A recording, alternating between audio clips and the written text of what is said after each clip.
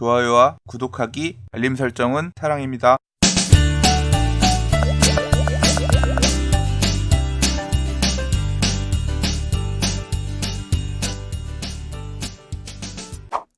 안녕하세요. 반갑습니다. 부동산입니다. 2019년 10월 8일 화요일입니다. 오늘의 부동산 뉴스 읽어보도록 할게요. 자, 첫 번째 뉴스입니다. 분양가 상한제가 적어도 7월 달부터 지금까지는 굉장히 가장 핫한 화두인데요.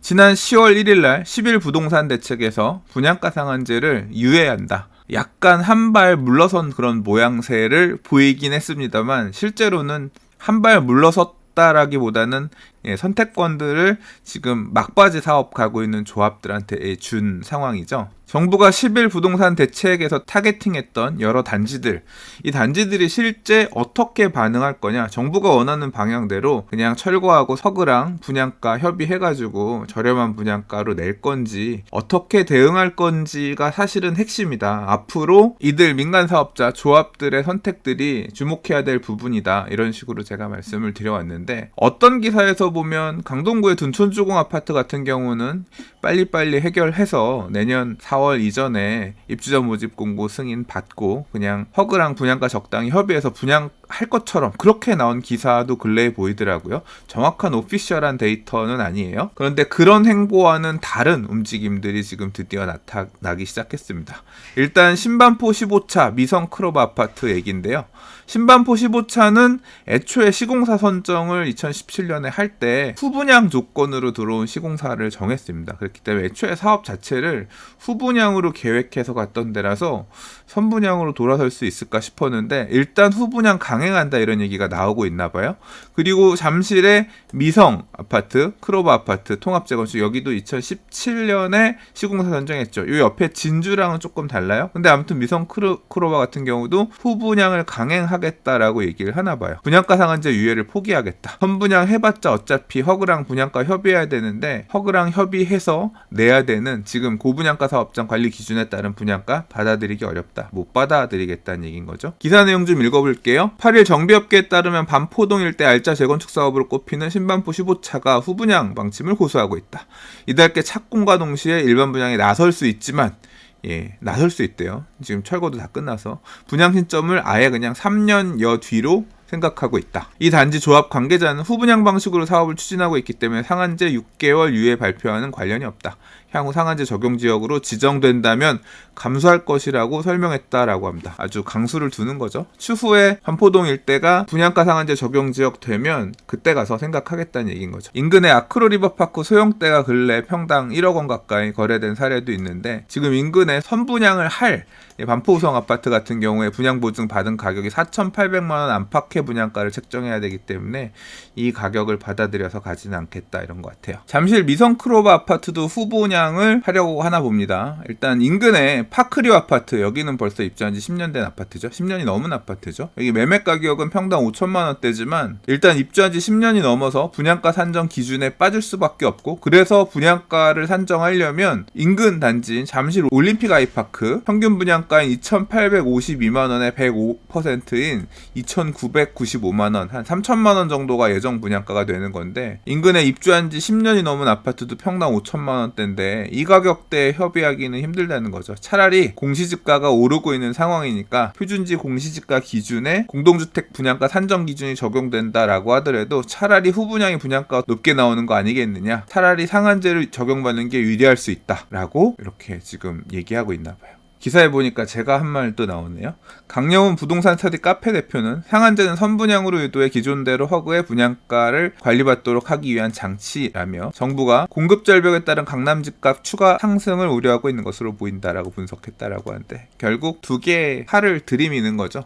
일단 허그의 고분양가 사업장 관리 기준에 따라서 분양가 낮추고 그 가격대로 안에서 준공 후 분양으로 도망가려고 하면 그때 이제 민간택지 분양가 상한제 적용적 핀셋으로 적용해가지고 분양가를 규제하겠다 이런 뜻인 건데, 지금 이런 정비 사업들, 조합들, 민간 사업자들은 우리가 실제 분양가를 산정하게 돼 앞으로 3년 뒤, 4년 뒤 이때는 지금 분양가보다는 오히려 분양가 상한제 하에 공동주택 분양가 산정 기준에 따른 분양가가 더 비쌀 수 있으니까 일단 우리는 강행하겠다. 이제 이런 단지들도 나오고 있는 상황입니다. 자, 근데 한술 더 뜨는 단지도 나오고 있습니다. 와, 이건 진짜 놀랬어요. 뭐 생각 안 했던 부분은 아닌데 실제 이걸 눈으로 보니까 놀랍네요. 분양가 규제 싫다. 10만포 3차 경남 통합재건축 임대사업자에게 통매각 추진한다. 임대분양 뭐 이런 방식으로 전하는 방식에 대한 얘기는 사실 이전에도 분양가 상한제를 적용하면 조합이 사업 시행자가 되는 곳 아닌 곳 같은 경우는 건설회사라든가 시행사들이 임대분양하는 사례들 많이 있었잖아요. 공공택지 안에서도. 이제 그런 형태로 조합들도 가지 않겠냐 했는데 그게 실제 이제 적용하는 과정에서는 약간 어려움이 있다고 하더라고요. 근데 그런 방법 중에서도 또 가능한 방법을 지금 찾기 시작하는 거죠. 레미안 원베일리라고 불리는 10만포 3차 경남 통합 재건축은 아예 그냥 임대업자한테 갖고 있는 물량들을 전체를 일반 분양하지 않고 통매각 하려고 한다라고 합니다. 통매각을 하기 위한 공고 이런 부분을 준비하고 있다라고 해요. 기사 내용을 읽어보면 이래요. 8일 정비업계에 따르면 10만포 3차 경남 아파트 재건축조합은 최근 기업형 임대사업자 우선 협상 대상자 선정 공고를 내고 관련 절차를 진행 중이다. 기업형 임대사업자한테 매각을 하나 봐요. 346가구 일반 분양하려고 했던 이걸 한꺼번에 매각할 테니 이를 매입해서 임대사업을 할 사업자를 찾는다는 내용. 이 기업형 임대사업자는 아마도 이제 장기 임대를 하다가 나중에 분양 전환한 형태가 될 텐데 자본만 있으면 임대 수익은 별로 크지 않겠지만 그리고 임대료를 올려받는 건 크지 않을 수 있지만 일단 매수하고 나면 8년 뒤에 전매할 경우에 그 차익들, 시세 차익들 이런 부분이 먹을 게 있다라고 생각하면 들어올 수 있는 거겠죠. 그럼 이제 그런 관심 있는 데들이 있긴 할 것 같은데요. 자, 조합 측은 분양가 규제를 피해 재값을 받고 아파트를 팔기 위한 것이라고 설명을 했고 여기 핵심이 있네요. 아직 통매각으로 최종 확정된 것은 아니고 여러 가지 사업 방향 중 하나의 선택지로 고려하고 있는 것이다. 일단 우선 협상자로 계약을 체결한 뒤에 추후에 일반 분양가 윤곽이 나오면 비교해서 계약 여부를 결정할 것이라고 말했다라고 해서 여러 가지 지금 옵션들을 지금 보고 있는 상황인 것 같아요. 그러나 조합 계획대로 임대사업자에게 통매각하는 것이 실제 이뤄질지는 미지수다. 법률적인 규정 문제 이런 게 있을 수 있을 거예요. 일단 조합 내부의 의사가 모아져야 하고 조합원들 의견 중요하겠죠. 그 다음 서울시의 인허가 등이 남아있기 때문인데 서울시 관계자는 법적으로 임대사업자에게 매각하는 것이 불가능한 것은 아니지만 사업시행계획, 관리처분계획 등을 모두 변경해야 하는 사안이어서 조합원들이 찬성할지 의문이다라고 말했다. 조합원들은 찬성하죠. 서울시가 빠꾸면 안 놓으면. 제가 볼 때 이 계획은 지금 대의원 회의에서 결정됐고 추후에 아직 조합 안건으로 다루진 않았지만 사업시행계획 안에 목적으로 임대 통매각하는 이런 부분들을 넣거나 해야 되는 상황인 거고 그 다음에 일반 분양 수입 얼마 정도 들어갈 거로 추정을 해서 관리처분 계획 수립했을 텐데 통매각한다라고 하면 매각하는 방식이 달라지니까 관리처분 계획도 변경해야죠. 그때 이제 조합원이 반대할 수 있다는 얘기인데 더 받는다. 네가 내야 될 추가 부담금이 줄어들 거야. 그러면 조합원들은 찬성하겠죠. 말씀드렸던 것처럼 서울시가 이걸 갖다가 중간에서 또는 이제 관리처분 변경인가 내주는 구청에서 어떤 식으로 개입할지 모르겠습니다. 아무튼 그런 부분들도 남아있긴 남아있죠. 그리고 서울 집값이 상승세라고 하나 아파트 매입대금 수천억을 되겠다는 투자자가 나타날지도 미지수다. 미지수인가요? 외국 자본들 들어오고 하면 이런 것들 살 것 같은데 외국 자본은 임대 사업자 못 되나? 자, 조합 역시 이러한 점을 의식해 사업자 선정 조건으로 관련법 또는 인가청의 결정으로 입찰 업무 계속 진행이 불가능한 경우 일체 이의를 제기할 수 없다라고 단서를 달았다. 그러니까 오죽하면 이런 방법까지도 생각해 보겠어요. 이게 한 채당 예를 들어서 20억, 지금 20억 이상 하겠죠. 평균적으로 보면. 레미안 원벨리면 지금 아크리버 파크 바로 옆이거든요. 20억 잡으면 400가구 잡으면 8천억 정도잖아요. 매각 가격. 340 몇 가구니까 7천억에서 8천억 사이즈 정도 될 건데 정부라든가 서울시라든가 관의 어떤 태클 아니면 해볼 만한 사이즈 더 큰 세대면 문제가 있는데 더 많은 단지라고 하면 되게 어려울 수 있겠지만 모르죠. 또 그것도 펀드들이 나눠가지고 뿜빠이에서 들어올지. 예. 아무튼 막으려는 자나 피해가려는 민간이나 창과 방패의 싸움이 대단하네요. 자, 이런 움직임도 있다. 뉴스 나왔길래 한번 같이 읽어봤어요. 자, 서울하고 지방하고 이 초고층에 대한 접근이 조금 다르다 그런 얘기입니다. 서울은 초고층 아파트가 막혔는데 지방은 마천루 경쟁하고 있다. 지방은 높은 층 건물들이 막 들어오고 있다는 거죠. 전주에도 45층 포레나 에코시티, 이건 포레나니까 하나건설 브랜드인 것 같고요. 대구에는 48층 빌리브스카이, 이거는 신세계건설. 또 이렇게 45층, 48층 이런 초고층이 나오는데, 근데 서울은 이런 게 안 나오고 있다. 서울에서는 당분간 초고층 아파트가 보기가 어려졌다. 왜냐하면 2014년 박원순 서울시장이 2030 서울 플랜을 만들면서 한강변 아파트 중심으로 35층 규제가 생겼고, 이에 따라 서울시 심의에서 초고층 아파트 통과는 난망이다. 올해 청량리 일대 최고 65층에 달하는 초고층 주상복합 청량리 롯데캐슬 스카이엘 65 분양이 있었지만 이건 한참 전에 심의받은 거라서 대부분 단지는 35층에 묶여있다. 이게 지금 지방은 이렇게 고층 가는데 서울은 못 가고 있다, 이런 얘기거죠. 근데 그런 부분도 있긴 있습니다. 서울도 광역중심지에는 50층 줄 수 있다 그랬어요. 잠실 5단지도 지금 못 가서 그렇지. 이유를 알 수 없지만, 아니야, 이유는 알 수 있죠. 못 가서 그렇지. 못 가는 거죠. 안 가는 게 아니라. 지금 잠실 5단지도 광역중심지, 중심부에는 50층 준다 그랬잖아요. 불가능한 건 아닙니다. 이제 그런 지역에 사업이 되는 데들이 별로 없다 보니까 이런 초고층이 잘 안 보일 뿐인 거지. 근데 아무튼 서울시가, 지금 서울시의 어떤 정책 방향이 이 초고층을 별로 좋아하는 것 같지 않습니다. 바로 이전 시장이었던 오세훈 시장 시절에는 한강변에 56층짜리 레면 이촌 첼리투스 이런 아파트 재건축도 한강변에 만들어줬는데 완전히 스탠스가 바뀌었죠. 자, 그래서 기사에서 얘기하고자 하는 부분은 그거겠죠. 서울과 달리 지방은 뭐 초고층 경쟁하고 있는데 서울에 이런 거 왜 안 나오냐, 이런 얘기인데, 사실 이게 이 기사를 보면서 하고 싶었던 얘기는 앞으로 조금 이슈화될 문제들이 나오고 있다는 얘기입니다. 어떤 부분 때문에 그러냐면, 근래 요 기억나시나요? 성수 전략정비지구, 성수 이 지구가 동의서를 75% 이상 받아서 조합 설립할 것 같다. 오는 12월 정도에 조합 설립 총회를 할 것 같다. 이제 그런 얘기 했었잖아요. 자, 그걸 좀 보도록 할게요. 어디냐면, 자, 보세요. 이게 바로 이제 이 서울숲이 있고, 그 옆에 보면 이렇게 이 한강을 끼고 있는 북단의 여기가 바로 이 성수 전략정비지구입니다. 성수 지구단 얘기했고요. 그래서 1, 2, 3, 4지구 4개의 지구로 나뉘어서 가는데, 지금 이 지구가 이 뚝도시장 서쪽 편에 있는 이쪽 라인인데, 여기가 이제 마지막으로 이번에 이제 조합 설립 될 것 같아요. 나머지들은 다 됐거나 사업이 가다가 멈춰 있습니다. 왜 멈춰 있냐면, 전체를 기준으로 해서 지구 단위 계획을 수립을 해놨는데, 여기 이 지구가 어떻게 될지 모르기 때문에 1지구든 4지구든 니네만 따로 해줄 수 없어. 일단 건축심이라든가 이런 게 멈춰 있었던 거거든요.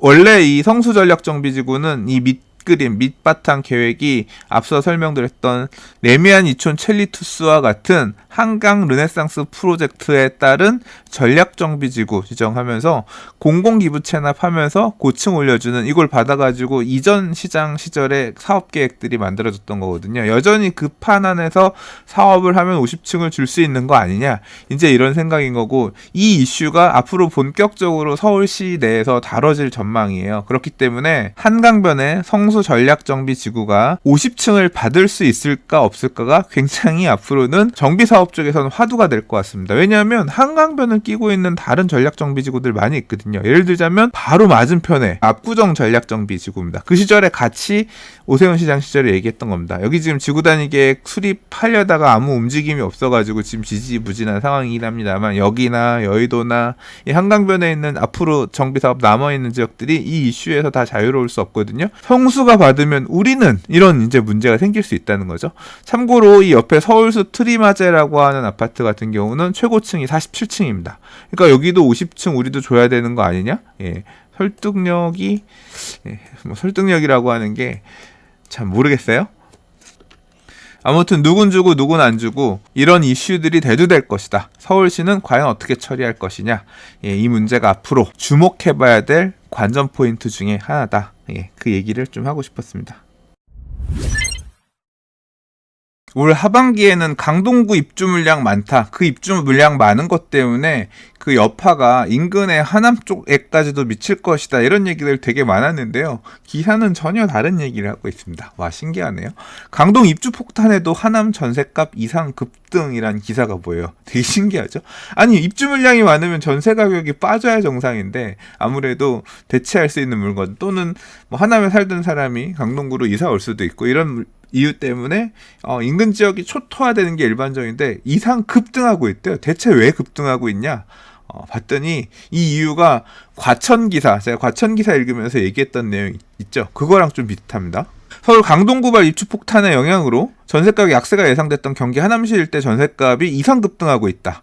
이유는 미사 신도시 등에서 진행된 대규모 입주가 마무리된 데다 정부의 분양가 상한제 확대 시행 방침에 따라서 서울에서 당첨 가점이 희박해진 30대, 40대 예비 청약자들이 3기 신도시 공급을 겨냥해 움직였다는 분석이다. 네? 3기 신도시 분양 받으려고 하남에 주소 전입하면서 하남으로 온다고요? 현지 시장의 분위기는 시장 예상과 다른데 지난해 초부터 줄곧 내리막길을 걷던 전세 가격은 지난 7월 기점으로 상승 반전하더니 매주 상승폭을 크게 키우고 있다.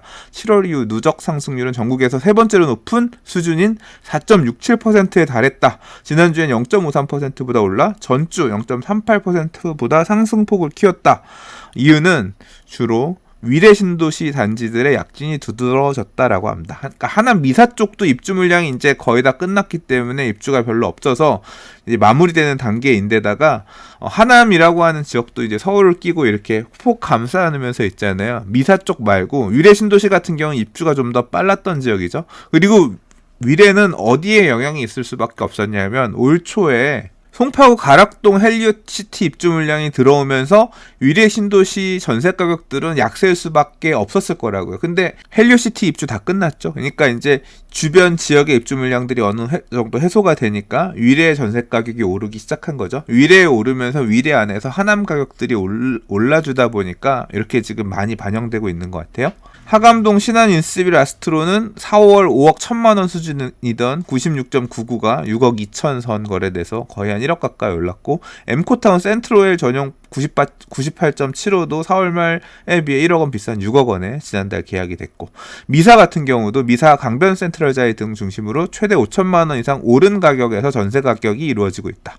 전세가 강세라는 얘기입니다. 자, 이런 이유가 뭘까? 상대적으로 서울보다 저렴한 전세 가격도 있고 물량이 어느 정도 찼기 때문에 더 안 나오는 이유도 있겠지만 일단 이런 해석도 추가가 됩니다. 과천 하남의 전세 가율은 가뜩이나 공급이 많지 않은 상황에서 3기 신도시 등을 겨냥한 청약대기 수요가 몰렸기 때문이란 분석이 나온다. 자, 하남 같은 경우에 가밀지구 신혼부부 특별 공급을 시작으로 위례 신도시 공공택지 민간 분양 그리고 2021-22년에는 3기 신도시로 지정된 교산지구에서 신규 분양이 예정되어 있기 때문에 1년 이상 거주자 우선 배당 물량을 노리고 신규 수요자들이 전세 시장으로 계속 유입되고 기존 세입자들은 눌러앉으면서 전세 가격이 자극받고 있다고 김은진 부동산 리서치 팀장이 분석했다라고 합니다. 자, 과천 통장, 하남 통장 1순위 가입자 수가 1년 이상 가입자 우선순위 받는 이 물량으로 따져보면 훨씬 당첨 가능성이 높아지기 때문에 기왕 여기에 나중에 로또 분양 받자 그러려면 들어가서 먼저 살자 이런 목적으로 전세를 채워주면서 전세가 급등에 기름을 끼얹고 있다 이렇게 지금 해석되고 있는 기사입니다. 사람들이 참 똑똑하네요. 그죠?